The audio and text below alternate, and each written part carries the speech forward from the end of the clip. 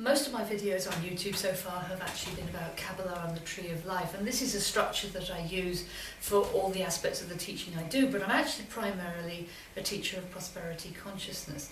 And the reason I do that is because I used to be a radio DJ and a TV presenter, and after the death of my first husband I moved into holistic health and trained as a healer, and my income went right down. And I noticed that that was a real pattern. It wasn't that I wasn't qualified, it wasn't that I wasn't good, it wasn't that I couldn't promote myself, but something was actually stopping me from being as prosperous as I had been before. And I realised that this was an inner conditioning right down in my ego level that had come to me from my childhood, from very, very early in my childhood. And it's prevalent in an awful lot of people today, particularly in the UK and Europe, not quite so much in the USA. And it's a conditioning that's nearly 2,000 years old, and it basically goes along the lines of, if you're spiritual, you must be poor. Look at Jesus, look at Mother Teresa, look at the saints. Now, it doesn't matter if you're not a Christian. I'm not a Christian. But these teachings pervade the social strata of our times. In America, they don't think badly of you if you become bankrupt. In fact, you're supposed to become bankrupt, I think it's 2.5 times before you are a millionaire. That's kind of the way things seem to go over there. But in the UK particularly, failure is seen as a very bad thing. But also, wealth is seen as something that's a little bit suspect. So we have a really interesting balance here, which is that failure, not good. Wealth, not good. You want to be spiritual, you've got to hover somewhere in the middle. You've got to hover on some kind of basic survival level where you're suffering just enough to prove that you're good.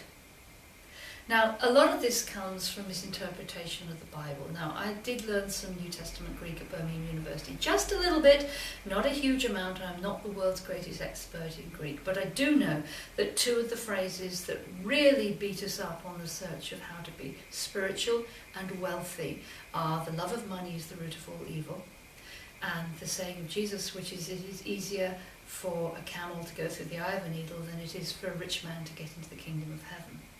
Now that one is a tricky one, because it's the story of a rich man who went to Jesus and said, I want to follow you, I want to follow you. And Jesus says, well, give up everything, sell everything, give it to the poor and follow me. And there's a wonderful story behind that. The young man was very upset about that because he was a man with plousios, which means wealth, but it also means heavy with possessions. And there's a huge message in that for us about heavy with possessions. And the word possession is very interesting too. Do your possessions possess you, or do you possess them? If you possess them, you can walk away. If they possess you, you're stuck. Now, what are possessions? Well, in Jesus' day, they didn't have an awful lot of possessions, really. Jesus in Nazareth would have had a simple home, and although he was extremely wealthy, that's another thing, Jesus was the son of a carpenter. Those were the second in line to the rabbi in a village, and very well respected. In fact, a carpenter at that time in Nazareth had so much work you wouldn't believe it, because Sepphoris, 4 miles away, had been burnt down, and the whole place was being rebuilt. So, and also there is talk, legend, I can't say it's true, but it is likely that the carpenter of the village also acted as the surgeon. He would set broken bones, that kind of thing. So he was an important man, not just somebody stricken with poverty as we tend to think. Now, the idea of possessions, especially with the law of attraction, is very interesting, because if you are possessed by your possessions, they need so much time and energy from you. And possessions in this modern world can also include things like living in the right school catchment area, or not being able to go and do this, that and the other because you've got to pay the mortgage. And this is something that the soul doesn't actually understand particularly. It wants to be free. So what Jesus is talking about is, if some great wonderful opportunity comes up, like for example somebody says to you, there's the most perfect series of workshops but we have to go to Thailand for 6 months, your soul is going to go, oh yes. But your ego is going to go, I can't do it because I've got a job, I've got to pay the mortgage, because of the kids, because of my partner, because of this, because of that, because of the other. Now, none of those things are wrong, but what Jesus was trying to teach us at that point was the idea of, can we be light enough within these possessions to be free to follow our soul's course? And can we? It's a tricky one. Now the other one is the love of money is the root of all evil. I'm going to quote this from the Bible. It's actually the most beautiful teaching if you can look through into the New Testament Greek. And it says, this is from 1 Timothy, it's attributed to St. Paul, not even attributed to Jesus, nothing to do with Jesus, but it's become a real cornerstone in the Christian faith. It says, but godliness with contentment is great gain. I like that. For we brought nothing into this world, and it's certain we can take nothing out. Probably true. And having food and raiment, let us therewith be content. We'll come back to that in a minute. But they that will be rich, remember, heavy with possessions, may fall into temptation and a snare, and into many foolish and hurtful lusts, which can drown men into destruction and perdition. For avarice, the love of money, obsession with money, is the root of all evil. It doesn't say evil, it says kakos. And the Greek word kakos is the one which we know quite well, which is kak, which means crap. So it's saying obsession with money is the root of all the crap in your life.